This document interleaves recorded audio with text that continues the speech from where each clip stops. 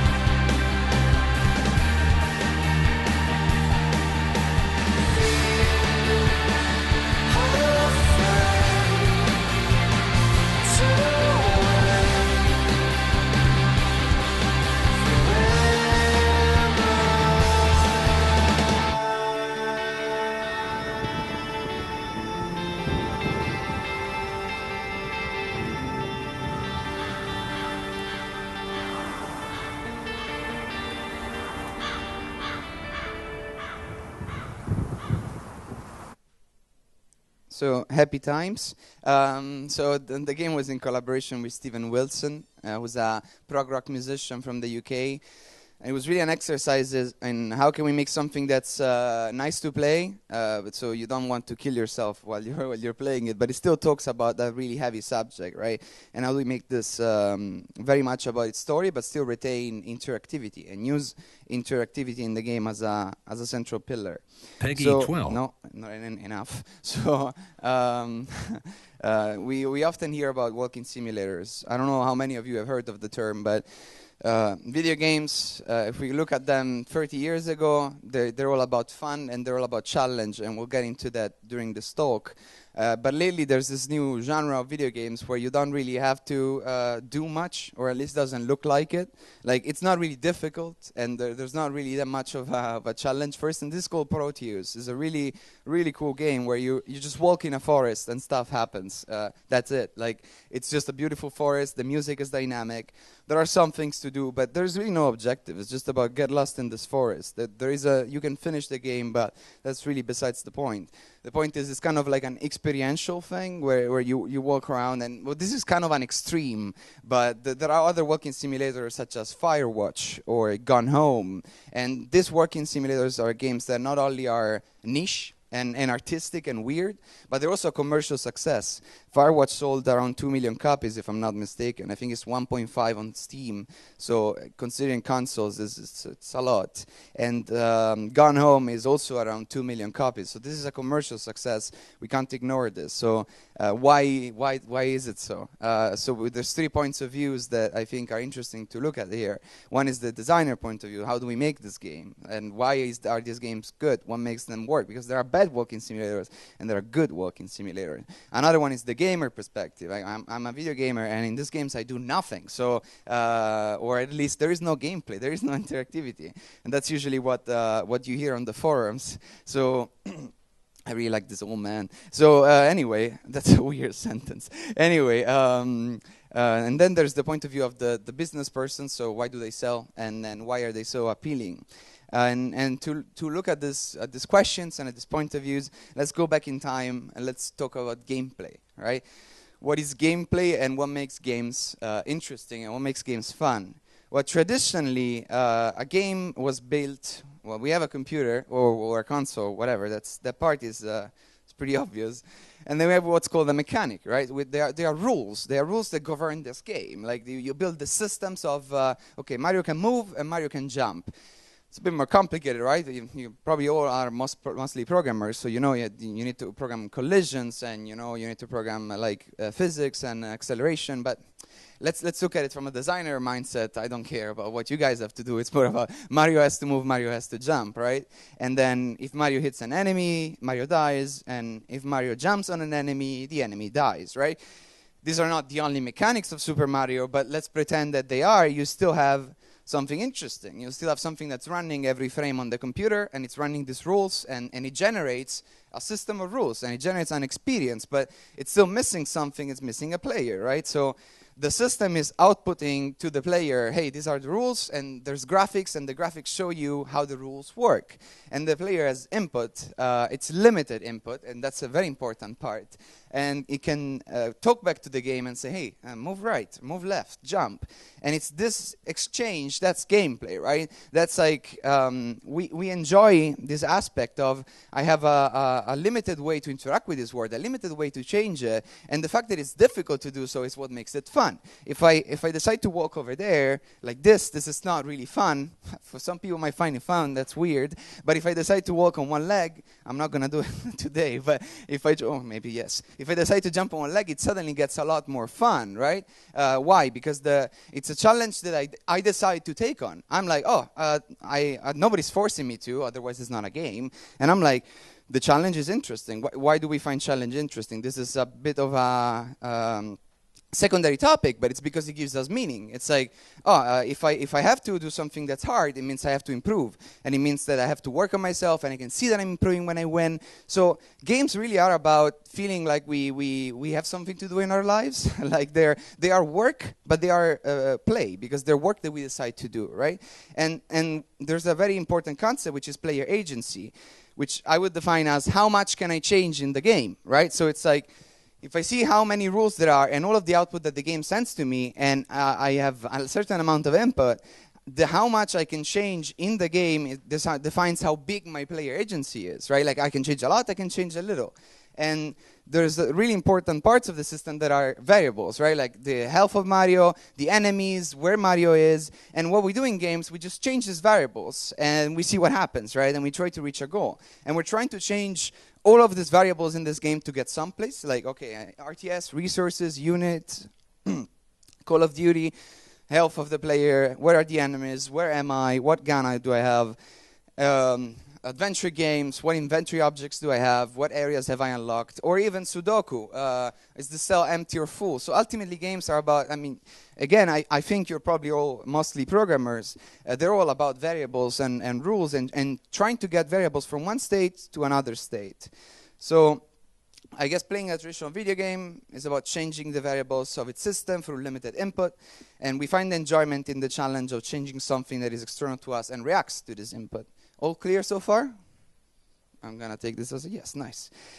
So where's the agency in Walking Simulator? Where's the agency in games like Firewatch, where you walk around and you talk to somebody and you cannot change anything on the story? I mean, you can move, but that's not really, I wouldn't really consider that agency.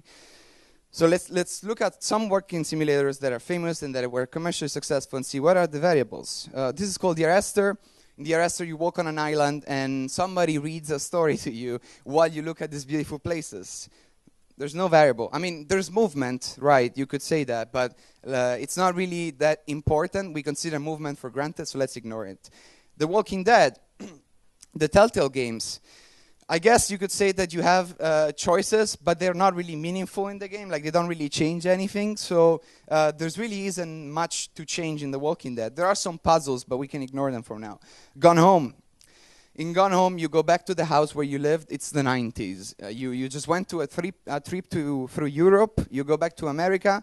You go back home. There are no cell phones, and the home is empty, and nobody's there. Like, your father's gone, your mother's gone, your sister's gone, and you walk around the house and try to figure out what happened. No variables. Close Your is a bit of a more niche thing. It's a game that looks at it uses a camera to look at your eyes, and if you close your eyes, the game moves forward 5 minutes. Again, nothing to achieve. You can just go forward. And then a last example, What Remains of Edith Finch, which you all should really, really, really play if you're interested in game stories. You basically go to a house, and all of the people in this house are dead. They're all very, very happy games. And you play through each one of these characters, and you play through their stories, and you see how they died, but you can't change it. You can't do anything. You're just going through the motion of being that character. So yeah, working simulator don't seem to have variables. So if your interaction with them has no effect on the game, why is it a game? We see so many people saying, oh, these are not games, right? And yet, so many of us enjoy them, and yet they have interesting experience. And I think to get to the core of that, we have to think, how does storytelling in video games generally works? How do we tell stories with games, and how do we tell stories with traditional games? This is an example for Call of Duty, and it's a particularly ridiculous example because your friend has just died in war, and then there's the game says press F to pay respects, and you press F and it touches I don't remember the name of it in English, but you get what I mean. The coffin, thank you. And that's it. It plays an animation. And is this really interactivity that's telling a story? I'm just asking you to press F to see a video, you know? So why is it so hard to tell a story with video games? It should be easier, right? Well, when we're making games, and we're making traditional games, we want games to be elegant. What does this mean? It means that we have as few rules as possible to achieve a game that's fun. Why is this? Because if in Mario, besides jumping and moving, I also had an ability to give a cake to somebody and another ability to, I don't know, dance, all of these things have to be connected, and then I have to remember so many rules, and then to learn the game it takes me a long time, and then it's not that obvious that when I see an enemy I have to jump on it and it's fun because I have to think about so many things, and it becomes so complex that the game is not anymore a challenge that's fair. It's a challenge that's frustrating. So to be good, games have to be limited inputs. You can think about strategic games, but we'll get into that, like Europa Universalis or Dominions. Those games are very complicated. Sorry, guys. But we'll get to those in a second. But for now, traditional games, even AAA games like, I don't know, I haven't played the last God of War, but usually God of War, what you do is you hit things and then you push some boxes. But think about it. What are the verbs of the experience? What do you do as Kratos in God of War? Push boxes, hit things, open chests. Like, these are the verbs that the designer has to tell a story, you know? This is a Mario story. I run there, and then I jump there, then I run there, and then I run a little more. That's a fantastic story, guys. Like, this is great. Like, the main problem is, if we want to tell a story through interactivity, we have so few things that we can have our character do. Because our player has... Well, now we have more buttons, but Back then you have two, right? And then, what if I want Mario to give a flower to the princess, to Princess Peach? I know her name. Like, you would have to add another button, or the button would have to change what it does, but then I cannot predict what the button does. Like, does it give a flower or does it jump? I don't know. The game becomes not fun. So we have this big contrast between the best way to make games and the best way to make a story. If you think of a book, you can have a character do whatever you want. Like, the book writers have no limited verbs. If I want the character to jump on the desk, I'm not going to jump on the desk, but I can write that, right? So, and that's not a solution. We can we cannot really do that. It's already scary as it is, like the controller for normal people. So if we don't have verbs, how do games usually do it? There's 4 ways that traditional games do it. Cutscenes. The game stops, a video plays, and the video shows you all of the things that you cannot do with interactivity. So, for instance, I don't know, I'm shooting at bad guys, and then there's a cutscene, and I profess my love for my companion. I didn't have a button for that, so they just made it a video, right? Easy. And then QTE, quick time events. That's when game asks you to press a button really fast. Like, you see a video, and then your character is about to fall, but then if you press the button, the character jumps and it saves herself, whatever. Again, QTE really is, besides a test of skill and of ability, it's really a way to make your character do something they cannot do normally. Think about the QTE, like, for instance, you're trying to avoid a punch, right? Somebody's trying to give you a punch, and the game is like, press square to avoid the punch. And normally, square doesn't avoid punches. In the normal game, in the normal gameplay, square doesn't do that. But they use QTE as just, the QTE are basically cutscene with a little bit of interactivity to pretend they're not cutscenes. And then you have contextual interactions, which is, I don't care what this button does, it depends on what you click on. This is like Monkey Island. In Monkey Island, you can have the character do whatever you want, because when you click, there's no one established action. Oh, there's not true, there's like 9. But let's pretend, let's think about modern adventure games. I click on this, for instance, let's pretend I'm in an adventure game. I click on the laptop. I don't really know exactly what the character is about to do. Probably take it, probably use it, I don't know. So adventure games get around this problem by changing the action the character does depending on every time you do it. But this creates a problem. Have you ever played an adventure game where you're stuck because you don't know what to do? And why? Because you have to guess what the designer thought, because there's no clear system of rules, because it's always different depending on the object you're interacting with. So we definitely have a problem with traditional games. It's really hard to tell a normal story. All clear? Good. And we have some examples of very mainstream game, very good games that fall into this problem. Uncharted, I shoot million bad guys, and then I'm like, oh, I'm so sad that my lover's gone, and I'm a really empathic guy. Dude, you massacre, like what the fuck? You know, it's really doesn't work, right? Because the verb that they have is shoot. It's like, how much can you tell we shoot? I mean, a lot, but that's complicated. Then Last of Us, fantastic game, but most of the story is really told outside of the gameplay. I mean, Last of Us shooting makes sense because you're in this post-apocalyptic world and you're trying to save yourself. So, okay, it's better than Uncharted at least. It makes sense that you're shooting at people. But the moments of bonding where the two main characters are talking and they get to know each other, they're not really in gameplay. They're in cutscenes. They're outside of the story. Sometimes while you're walking and shooting people, they say like, oh, take cover. But I wouldn't really think about that as narrative. And then this is a bit of a weirder example. This is the last Tomb Raider. In Tomb Raider, you have this mechanic where you break a wall, and then water comes out of it, and then the water fills up the room, and then you can get higher because you can swim on the water and blah, blah, blah. We've seen this 1,000 times. But you have to justify this, right? Because Tomb Raider is a story, and it's a game with a universe that makes sense. So what do they do? Okay, we have this mechanic that raises the level of the floor. Let's say that it's a wall that you can break that gets water out.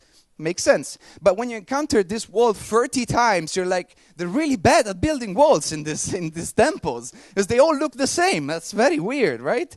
So the thing is, we got to a point where we were like, okay, guys, we need another way to do this. Like, there are ways to tell a story with games that make sense, and I'll get to them, but we need something else for a linear story because this doesn't really feel good enough.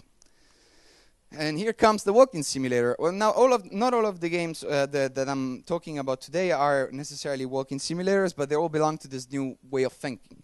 So I noticed this when I was playing The Walking Dead. How many of you have played The Walking Dead by Telltale? a significant amount. So just to sum it up for the ones of you who haven't, it's a post-apocalyptic world and zombies are coming. That's not very original, yes, but you basically, you're trying to escape the zombie apocalypse and you meet this little girl called Clementine, and you're trying to survive, but you're not surviving anymore for yourself. Now you're surviving for Clementine, right? So those stories about Lee, this guy who's defending a girl who's not even his daughter, right? And the way it works is you mostly just walk around and click on stuff. There are a few puzzles, but they're not really important to the experience. Mostly you talk to the players. But the big thing about The Walking Dead is that you have choices, and you have big moral choices. Like, for instance, I'm going to move this forward. At some point you get to a base, and you only have 5 pieces of food, of jerky, which is beef meat, I would assume, yes. But there's 7 people. And you're like, oh, fuck, I have 5 people, 5 pieces of food, so that means 2 people are not going to eat. Well, one choice is to not give it to yourself. But then who else is not going to eat? Is it going to be the grumpy old guy who you ate? Is it going to be the one person who's always really annoying to everyone else? Like, the thing I can do this. The thing about The Walking Dead is your choices don't really change anything. Whether you give food to that character or that character, it changes a few dialogue lines, but you're not really doing it to achieve something. You're doing it because you're playing as a character. And this is a very fundamental shift. In Mario, I don't jump on a Goomba because I feel like I'm Mario and I want to jump on Goombas because it makes sense for the story. But on The Walking Dead, kinda, on The Walking Dead, I want to feed Clementine because I care about Clementine. Not because they're variables that I want to change, but because Clementine is a character that I care about. Like, there's this beautiful, beautiful GDC talk. You should check this out. It's free. You go on YouTube and search Saving Doug by the designers of The Walking Dead. And they said, we have tried to make a game in which every choice branched. So every choice led to a different part of the game. But the whole experience really didn't feel so focused. Like, it didn't feel like the story was strong and the player couldn't really know that they changed something because they couldn't see other branches. So you know what we did? We just made characters that are very interesting, that you care about. And the important moment wasn't whether the choice had an effect, but it was when you were taking that choice. Because when you were taking the choice, you were thinking, oh, fuck.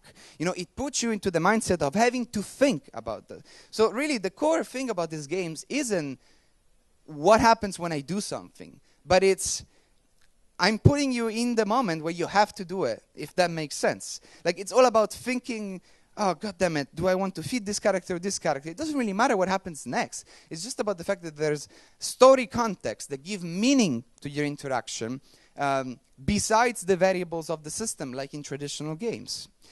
So in Walking Simulator, designers don't really work on a system that's here in the game, but they create a system that's here. For instance, they have a character insult you at the very beginning of the game, and then later ask you if you want to save them. Or you were tasked with the choice of giving food to separate people. Like, if you think about it, there's still rules, but they're not rules that are running on a CPU. The rules that are running here, the relationship with the characters that are created with you and your character. And let me give you another example. To go back to the game that we saw earlier. In Close Your, as I told you, when you close your eyes, the game moves 4 or 5 minutes. Now, the twist is you're dying, and you're on a deathbed, and you know that the next time you close your eyes, it could be the last. So at first, you don't really care. It's just a novelty. You close your eyes, whatever. But then you notice that when you close your eyes, then you see people are coming to visit you, and slowly, as you play the game, you start to get to know who these people are, and you get to know who you are, and you don't want to close your eyes anymore because you don't want it to end because it's interesting and you want to see more. So you're like, God damn it, I don't want to close my eyes, you know? And so with this very simple interaction that changes nothing, there's no variables. I'm not closing my eyes to achieve X. I'm not closing my eyes to change that variable. I'm closing my eyes because I'm a person dying and I don't want to do it, you know? So it's all about this context that gives value to the interaction that I'm doing. And so interactions are not important because they do something, but because they mean something. Her Story is another very interesting game where you're trying to figure out who murdered whom, like it's a murder mystery, and the only thing you can do is is type words in a computer of the police, and you can type only one word, like murder, and then it searches through a lot of videos, and it only shows you the first 5. Then you watch these videos, and the girl in the video says, I don't know, I love my teddy bear. And you're like, teddy bear, and you write teddy bear in the search bar, and you get more videos. You cannot do anything else. So you can just search and look at videos.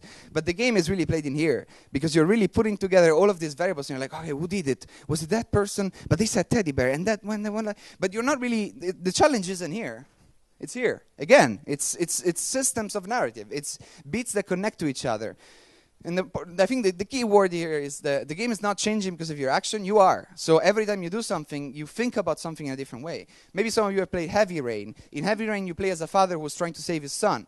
And one of the most beautiful scenes is when this criminal, this insane criminal who got your son, asks you to do some task to save him. And one of the tasks is you have to shoot another father. So you get to the house of this other father, and you're like, to save my son, I have to kill this guy who's also trying to save his son. So it flips it back on you, and you have to press that button, but you have the choice not to. And does it change anything in the game? Not exactly. The important part is when you're there, and you're like, oh, God damn it, do I want to press R1? You know? So it's really about what it means in the context of the story. Dear Esther is a bit less good, to be honest, in my opinion, because the space is nice and it connects to the story, but there really isn't that much meaning in you moving around. So I think it's an example of a very, very early walking simulator, and it's worth playing if you're interested in studying the story of games, but we will skip it. And Gone Home, you go back to the house, and your father is missing, your mother's missing, and your sister's missing, and you want to figure out what happened. So the only mechanic in Gone Home is you can pick up an object and look at it, and you're like, this is a bottle of water. And then you have to put 2 and 2 together and slowly realize what happened. And even here, I'm not, again, think about it, I'm not doing these actions because I want to kill the Goomba, because I want to reach the end of the level. I have no objective, but the objective of the character. All of these actions lead to a meaning because of the story. I feel like I am a person in a house trying to figure out what happened, and I'm not changing anything in this game. There's a lot of examples, but just real quick. Edith Finch, we'll not talk much about it because it's a game you really should play by yourself and explore it. But here, it's all about, I really want to figure out how they died, like all of these people in the house, and also about Edith Finch uses interactions to tell meaning and to tell you who the character was. So, for instance, when you look at the story of a little girl, the game is about you turn into an animal, and then you turn into another animal, and again, there's no objective, there's no challenge, but it shows you the fantasy of the little girl. So the different interactions are used to convey personality. Anyway, a lot of information, I know. Well, let's get back to Mario. So, Mario is still a masterpiece. I'm not trying to make, to say something's better than the other, but think about Mario. Why do we jump on the Goomba? Why do we hit the block? Is it because we really want to save Princess Peach? We don't give a damn about Princess Peach. Come on, let's be honest. It's because it's fun, and it's a traditional game, and it works, and it's perfect. But you know, the actions don't really have meaning, or story meaning, or empathic meaning. So think about it this way, right? Distinguish the two games in games where you do things because of what they achieve, and in games in which you do things because of what they mean. And I'm going to give you a small example from last day of June. Maybe.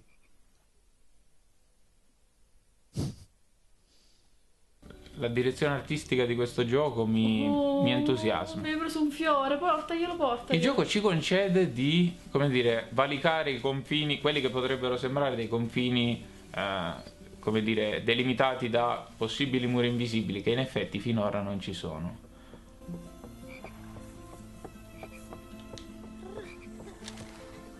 Oh, apprezzato.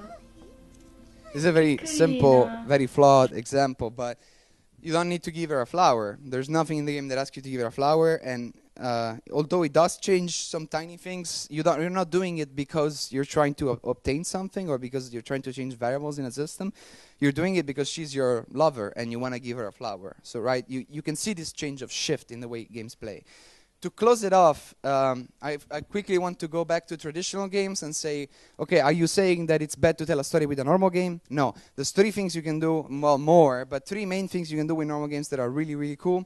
And I think, I'm not saying traditional games can't tell a story, I'm saying they have their own way of trying to tell a story. So if you want to try to tell a linear story, you have to think the other way. But Emergent storytelling. You give player tools and you don't really constrain them. You're not really making them do that one thing, that one level. And then players will come up with stories themselves. And this is one of the most beautiful things you can do in a video game. Recently, Sea of Thieves came out from Rare. You're pirates, you're on a ship, there's no objective, there's nothing to do. You can just go around, go on an island, find treasure. But really, there's no goal. You cannot finish the game. It's just about being there. They just give you tools. And they're like, oh, you can pilot the ship and you can shoot guns. And players just find stories themselves. And they're not playing for an objective, they're playing because they're building up narrative together, right?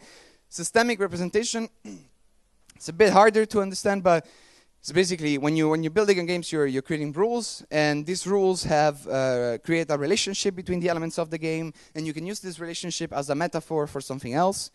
Let me make you a simple example. Mafia 3. In Mafia 3, you play as a black guy, and it's in the 1920s, I think. And you know, in GTA, in Grand Theft Auto, when you commit crime, stars go up, and police starts looking for you.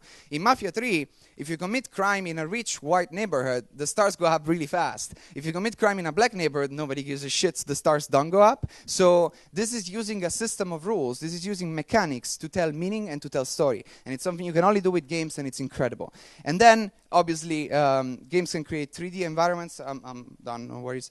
3D environments that you can walk in, explore, and breathe, and that's fantastic and beautiful, and something that you cannot really get in a movie, the sense of presence in a place. So while linear storytelling doesn't necessarily work well in traditional games, that just means traditional games have a different kind of storytelling. And that was it. Thank you.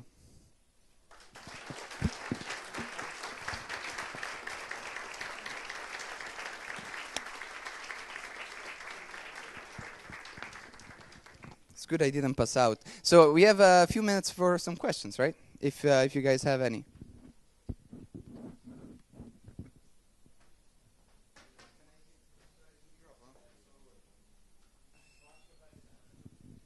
I will use the microphone. Thanks for the great talk, and thanks for the last slide. Very nice touch. In the context of what you've been talking about in the talk, what do you think about visual novels? Interesting. I recently played Doki Doki Literature Club. Have you played that one? It's really good. It's really, really good. That's a difficult question because I'm not really an expert in visual novels, but I think visual novels were doing the things that I'm talking about earlier than anybody else, because I don't want to talk out of, like, I don't want to say something that's wrong because I don't know visual novels that well, but they are full of choices and they are full of branches, and most of all they are full of characters. Like whenever I see somebody play a visual novel, I see them talking about their characters, not really the events. Although you have some crazy events in visual novels, but it's about, I cared about that character, or that thing happened to that one. So I really think it's very similar. It's building up a character, and by the way you write a character in a game is the same as you write a character in a book or a movie. The rules are the same, so you can just pick up a book on how to write characters and it will work for the games. So I really think it's a lot about meaning in the same way that the walking simulators are. But I don't know them that well, to be honest, to give you any critical analysis that makes sense. So that's, unfortunately, that's my answer. Okay.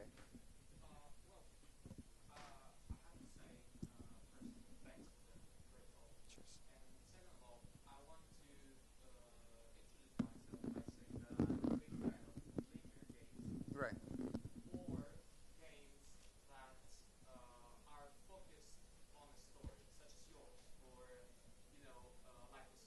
Right.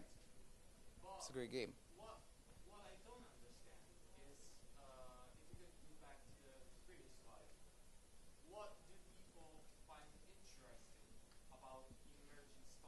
Right. Because for me, you look at Sea of Thieves, or you look at No Man's Sky, Mm-hmm. or you look at Dear Esther, Right. and so on. And I just think, well, it's a game word, like it's a map file, and people are supposed to find a deeper meaning in it. Right. That's not really there. It's just lazy. Okay, that's fair. Well, I say we disagree, but I think it's good that you voiced your opinion. So the problem with emergent storytelling is that you're putting the weight of telling a story to the player. So if you have a linear storytelling, you have a designer or a writer who's a professional. So they're gonna write a story that has pacing. So it becomes more and more tense, and then it's well thought out. So everyone is gonna go through this. Whereas with emergent storytelling, you rely on players doing something special, and it doesn't always happen. That said, though, emergent storytelling isn't. It's not like I give you toys and I'm like, you do your thing, Like, there is design thought into building these toys in the way that they will lead to the most interesting experiences. And I'm going to give you one example. There's a game that nobody knows called 1 Hour, 1 Life, and it came out last month. And it's a game in which you only last 1 hour. Like, your character every minute grows old. So every minute, you start at year 1 and you're a bebe. A toddler, thank you. And then you start to grow old.